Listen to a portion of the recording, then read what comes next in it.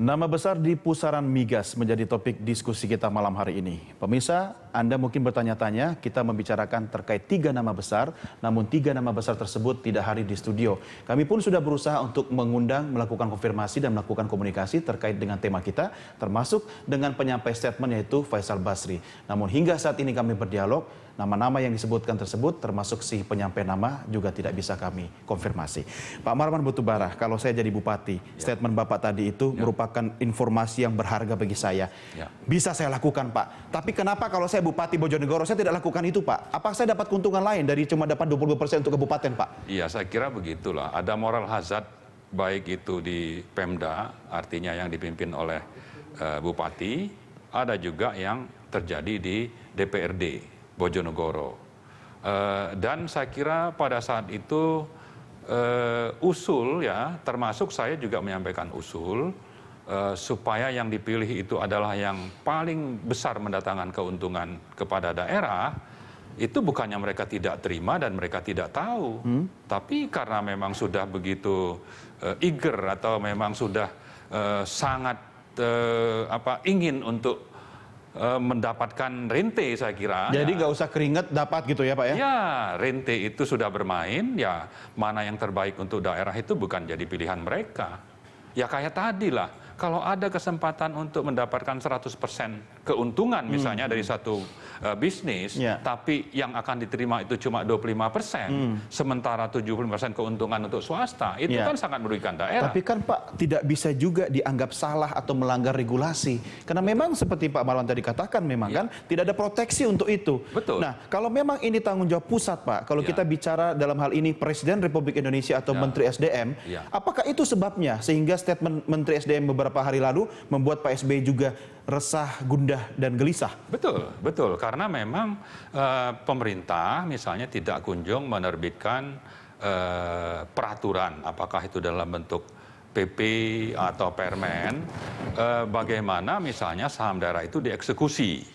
Dibuatlah sedemikian rupa sehingga bisa ditafsirkan macam-macam, termasuk membuat ada celah untuk praktek seperti tadi. Celah sengaja dibuat, Pak ya? Betul. Nah, sekarang Pak Sudirman itu sudah menerbitkan permen yang mengatur kalau ada saham daerah, misalnya 10%, sepanjang itu berada di lebih pendek dari 4 mil laut, kabupaten itu dapat kesempatan memiliki saham 10%, maka yang 10% ini bisa didanai dengan berbagai alternatif, termasuk sebelum swasta ya, Pak ya, maksudnya. Dan sudah tidak boleh seharusnya dengan swasta karena alternatif yang ada itu bisa dieksekusi. Kenapa bisa? Karena ada cadangan, ada aset, ada kekayaan yang membuat nanti kalau mau pinjam itu si peminjam tidak akan ragu.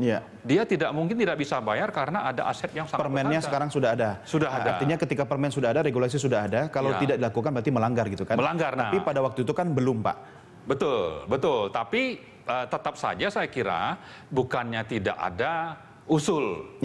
Dan juga bukannya tidak mampu untuk menghitung mana yang terbaik. Ini soal moral yang moral tadi Bapak saja. katakan. Makanya tadi saya sebutkan tadi moral hazard gitu. Nah, kalau misalnya itu sudah sejauh itu dilakukan dan kemudian seperti Anda tadi katakan, ini tanggung jawab utama adalah di Menteri SDM. Ini jabatan, Pak ya, bukan person kita bilang ya. Menteri dan Presiden. Berarti mafia itu bukan soal 3 nama dong, Pak. Mafia itu bisa berdasi seperti saya ini dan ada di kalangan birokrat begitu, termasuk Menteri atau Presiden. Betul. Kenapa? Makanya tadi saya bilang kalau Pak Faisal ingin buat statement itu harus spesifik bicara soal saham daerah yang sudah masa lalu. Dan itu bukan cuma 3 orang ini yang bertanggung jawab, harus bertanggung jawab, termasuk Menteri dan Presiden. Kenapa Presiden membiarkan hal seperti itu? Bahwa ini jelas akan merugikan daerah. Sudah sangat nyata. Padahal ada alternatif bahwa daerah itu tidak akan serugi itu seandainya alternatif itu di-endorse oleh Presiden atau Menteri. Ya caranya seperti apa ya? Tadi Pertamina dan daerah itu diperintahkan menggandeng, membentuk konsorsium, lalu sama-sama daerah punya saham 10%, Pertamina 45%, berarti 55%, kami butuh dana, ini aset kami, itu akan turun. Iya, saya kira. apa susahnya Pak ya? Apa Tinggal butuh susahnya? political will dari pemerintah Betul, pusat kan, betul, perintahkan Pertamina gitu kan, sebagai lembaga plat merah untuk lakukan itu. Betul. Tapi kenapa Pak Faisal tidak menyebutkan seperti yang Anda sebutkan tadi? Ya, makanya tadi saya bilang itu sudah bisa jadi objek untuk dia digugat juga oleh tiga nama tokoh itu. tadi. Betul, harus spesifik. Karena kalau dikatakan di sektor migas, kalau saya lihat judul ya, tapi bisa juga kan karena medianya itu salah kutip. Nah, bisa juga. Tapi seandainya itu makanya benar, Pak, saya ulang berkali-kali tadi Ya, Pak. Kita kan ya. juga berbicara, berdiskusi tanpa juga mengetahui transkrip Ya, penuh gitu kan dari betul. statement yang disampaikan Pak Faisal gitu kan. Ya, tapi seandainya judul itu benar, itu kan sudah melanggar. Pak Faisal tidak bisa mengatakan bahwa mereka ini tidak boleh masuk ke bisnis migas. Ya, itu hak setiap warga negara. Betul. Karena bisnis migas itu kan banyak. Termasuk tadi yang saya sebutkan itu, cost recovery itu bisa 180 triliun untuk tahun ini. Itu kan sangat besar. Dan saya kira di sanalah justru peran pemerintah untuk membuat supaya kue bisnis ini bisa juga dinikmati oleh perusahaan-perusahaan swasta seperti yang dimiliki oleh Pak Surya Paloh atau misalnya Pak Abu Rizal Bakri.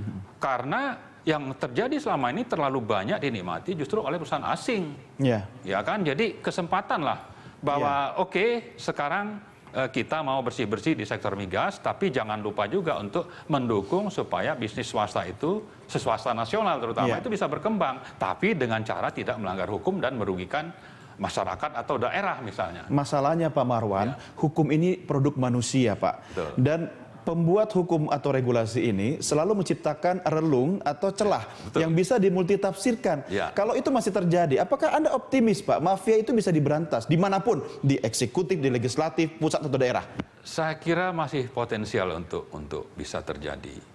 Apalagi kalau nanti Pak Jokowi itu tidak benar-benar hati-hati, karena orang-orang yang di sekelilingnya pun itu tidak steril ya.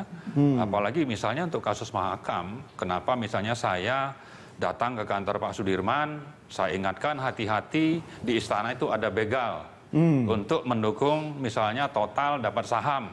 Misalnya itu karena memang itu tidak steril. Nah, karena itu saya kira kita pantas mengingatkan Pak Jokowi. Apalagi hati-hati.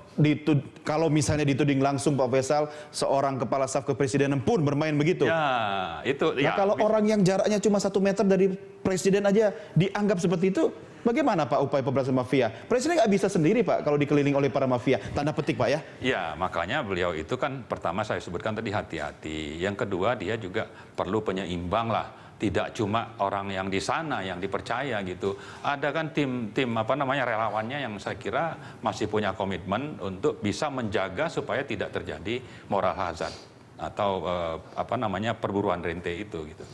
Pak Marwan, kemana kira-kira akan bergulir apa yang disampaikan oleh Pak Faisal ini setelah tim reformasi tata kelola migas ini sudah dibubarkan?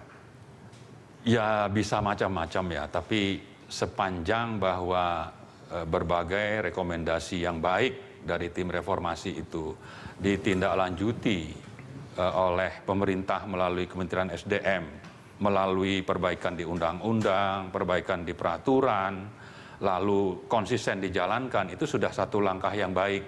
Artinya kita mulai dari sistem dulu, bahwa subjek pelaku itu masih banyak yang berbau KKN atau melakukan moral hazard, itu tidak bisa dipungkiri. Tapi minimal kita sudah mulai dengan sistem yang baik sehingga bisa sedikit banyak memagari supaya pemburu rente ini tidak seenaknya seperti dulu. Karena sistemnya sendiri bermasalah. Gitu. Sistem bermasalah, subjek pelaku bermasalah, ya terjadilah seperti Bojonegoro itu. Tapi mafia biasanya lebih kreatif Pak ya. Betul. Kalau mafia sama dengan maling Pak, biasanya maling selangkah lebih maju dari polisi Pak.